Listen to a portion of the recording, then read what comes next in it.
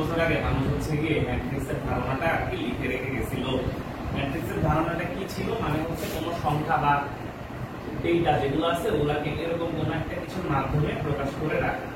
এই ধারণাটা মানুষ আর কি প্রথম করে, কারণ তখন পর্যন্ত ইকুয়েশন আবিষ্কার হয় নাই। ঠিক আছে, মানে যীশু খ্রিস্টের জন্মের আগে, খ্রিস্টপূর্ব তোমার 200-300 বছর আগে মানুষ এই ধারণাটা দিয়েছিল। এই ধারণাটার নাম পরবর্তীতে উন্নত জাতের মানুষরা দিয়েছিল হচ্ছে গিয়ে অ্যারে, ARRAY। কেউ যদি কম্পিউটার প্রোগ্রামিং করো দেখবা হচ্ছে কি অ্যারে হচ্ছে কি কারণ বড় একটা টুল। তাই আমরা এখন যাই যে পরবর্তীতে প্রায় 1800 সালের দিকে একজন ম্যাথমেটিশিয়ান এটা নিয়ে চিন্তা করে, নামটা ভুলে গেছি। তো সে হচ্ছে গিয়ে দেখে যে তখন ইকুয়েশন আবিষ্কার হয়ে গেছে। ইকুয়েশন সলভের একটা মাধ্যম হিসেবে ম্যাট্রিক্সকে সে আর কি ইন্ট্রোডিউস করে, এবং তার একজন ছাত্র ছিল যার নাম হচ্ছে ক্যালি। সে হচ্ছে এই জিনিসটাকে পুরো একেবারে বিস্তারিতভাবে লিখে। কিন্তু এটা তখন পর্যন্ত মানুষ ভাবতো যে ইকুয়েশন সলভ তো আমরা কার্টেসিয়ান দিয়ে সিস্টেম দিয়ে করে ফেলতে পারতেছি, তাই না? তাহলে এটা সাথে আর পার্থক্য কি? মানুষ তখন এটা কি করে নাই। পরবর্তীতে ক্যালি হচ্ছে গিয়ে দেখায় যে কার্টেসিয়ান দিয়ে তুমি 3টা বা 4টা পর্যন্ত সলভ করতে পারবে, বাট এর ধরো 5টা ইকুয়েশন আছে, 5টা আননোন সলভ করতে হবে, সেটা অনেক বড় হয়ে যাবে প্রসিডিউর, তাই না? ম্যাট্রিক্স দিয়ে 5টা কেন, তুমি 10টা আননোন সলভ করা পসিবল। সো এই পর্যন্ত করে। পরবর্তীতে হাইজেনবার্গ নামে একজন ছিল, সে হচ্ছে গিয়ে ফিজিক্সে এটার অ্যাপ্লিকেশন ঢুকায়। কিভাবে? এটাই একমাত্র একটা টুল মেথড বা একমাত্র অপারেটর যেটা দিয়ে ধরো তোমার কাছে আননোন আছে হচ্ছে গিয়ে 6টা, বাট ইকুয়েশন আছে হচ্ছে গিয়ে 5টা। এরকম কেসে একটা বেশ ভালো মানের রেজাল্ট আসা সম্ভব শুধুমাত্র ম্যাট্রিক্স ইউজ করে। এটা কিন্তু সম্ভব না 5টা ইকুয়েশন 6টা আননোন তোমার কিন্তু বের করা যাবে না। 5টা ইকুয়েশন 5টা আননোন বের করতে হবে, 6টা আননোন বের করতে পারে না। কিন্তু ম্যাট্রিক্স দিয়ে 6টারই কাছাকাছি রেজাল্ট পাওয়া পসিবল। সেই জন্য ম্যাট্রিক্স পরবর্তীতে খুবই হিট একটা টুল হয়ে যায়। তোমাদের মধ্যে যারা ভবিষ্যতে অ্যাপ্লাই সায়েন্সের দিকে যাবা, ইঞ্জিনিয়ারিং বা অ্যাপ্লাই ফিজিক্স, অ্যাপ্লাই কেমিস্ট্রি, তাদের এই ম্যাট্রিক্সের উপরে বড় বড় কোর্স করতে হবে, মানে 6টা আননোন পর্যন্ত সলভ করতে হয়। ঠিক আছে, সো ম্যাট্রিক্স হচ্ছে কি ম্যাথের এখন অন্যতম শক্তিশালী একটা টুল হয়ে গেছে। মানে তোমরা এই হায়ার ম্যাথ বইতে যতগুলো চ্যাপ্টার পড়বা তার মধ্যে বলতে পারো ক্যালকুলাসের পরে ম্যাট্রিক্সই হচ্ছে গিয়ে তোমার জীবনে অনেক কাজে লাগবে, লাগার মতো, মানে বেশিরভাগের জীবনে কাজে লাগবে। এছাড়া বেশিরভাগ চ্যাপ্টারই লাগবে না কাজে, এই চ্যাপ্টারটা অনেক কাজে লাগবে। তো আসো দেখি ম্যাট্রিক্স অ্যাকচুয়ালি কি। ম্যাট্রিক্স অ্যাকচুয়ালি হচ্ছে কি ডেটা প্রকাশ করার একটা সিস্টেম। তো সেই সিস্টেমটাই কিভাবে ডেটাকে প্রকাশ করে? ডেটাগুলোকে প্রকাশ করা হয় হচ্ছে গিয়ে থার্ড ব্র্যাকেটের মধ্য দিয়ে। এই থার্ড ব্র্যাকেট কি একমাত্র সিম্বল না, ম্যাট্রিক্স প্রকাশের বেশ কিছু সিস্টেম আছে। মানে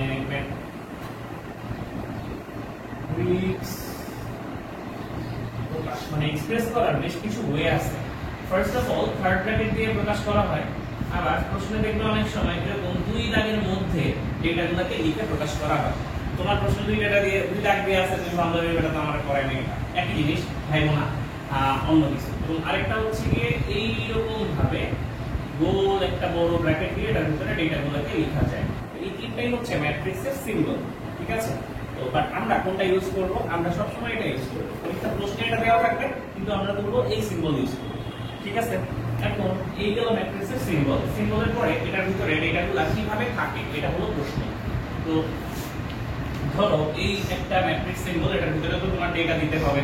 তো ডেটাগুলো কিভাবে থাকবে? ধরো এইভাবে থাকবে A B C D E F G H I এরকম করে থাকবে। এরকম ভাবে থাকবে না যে এখানে একটা ডাটা মিসিং। যদি এরকম থাকে এটা অবশ্যই কমপ্লিট হবে। ঠিক আছে, যেন এরকম একটা রেক্ট্যাঙ্গেল আঁকা পসিবল হয়, চতুর্ভুজ আঁকা সম্ভব হয়। ঠিক আছে, so A B C D E F এই যে এইভাবে প্রকাশ করা হয়েছে, এই প্রত্যেকটা ডেটাকে এটা ইংলিশ শেখা লাগবে, প্রত্যেকটা কিছু। ঠিক আছে, বাংলা ভার্সন, ইংলিশ ভার্সনে বাংলা না শিখলেও চলবে, আমাদের বাংলা ইংলিশ দুইটাই শেখা লাগবে এখানে। সো এখানে কি হয় দেখি, এই যে এভাবে প্রকাশ করতেছি, এটা একটা ম্যাট্রিক্স। ম্যাট্রিক্সের ভিতরে যে ডেটাগুলো লেখা হয় সবগুলো স্মল লেটারে লিখে, আর পুরো ম্যাট্রিক্সটাকে যা দিয়ে প্রকাশ করে সেটা ক্যাপিটাল লেটারে লিখতে হবে। ঠিক আছে, তাই ম্যাট্রিক্সের ভিতরে ক্যাপিটাল লেটার যায় না, ম্যাট্রিক্সের নাম স্মল লেটার দিয়ে লেখা হয়। ঠিক আছে, এখন দেখো এখানে যে তুমি এই ডেটাগুলো দিয়েছো, এই ডেটাগুলোকে কি বলা হবে? এই ডেটাগুলোকে বলা হবে একটা এন্ট্রি।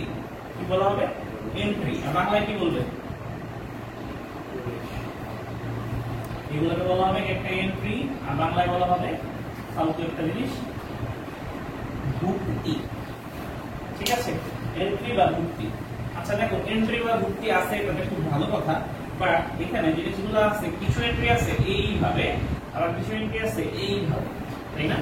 লম্বালম্বিতে যে এন্ট্রিগুলো আছে সেগুলোকে বলা হয় হচ্ছে গিয়ে কলাম, বাংলাতেও কলাম, ঠিক আছে। আর এইভাবে যে এন্ট্রিগুলো আছে এটা এগুলোকে বলা হয় হচ্ছে গিয়ে রো। রো এর বাংলা আছে আবার সারি। এখন বলো তো এখানে তাহলে কয়টা রো আছে? দুইটা। কিন্তু কয়টা কলাম আছে? তিনটা কলাম আছে।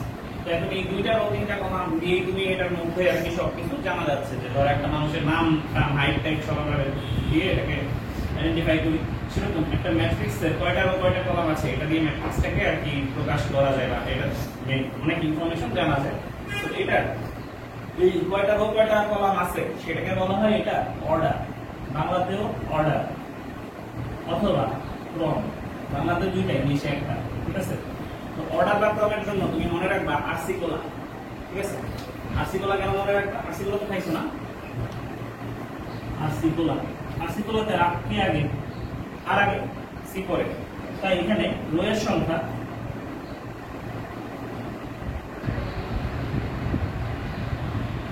ইনটু কলামের সংখ্যা, এটাকে বলা হবে ম্যাট্রিক্সটার অর্ডার। এখন তুমি এটা বলো যে এই ম্যাট্রিক্সটার অর্ডার কত তোমাকে আস্ক করা হলো, এটা কয়টা রো আছে? রো আছে দুইটা। দুইটা রো, মানে 2 ইনটু 3। এই যে 2 ইনটু 3 লিখছি, কিন্তু করব আবার 2/3। এটা হচ্ছে নিয়ম ম্যাট্রিক্সের, ঠিক আছে। লেখা হবে 2 ইনটু 3, কিন্তু করা হবে 2/3। এখন 2 ইনটু 3 করলে 6 হয়, তুমি জানো, আমিও জানি। কিন্তু অর্ডার এটাকে এইভাবেই প্রকাশ করা হবে।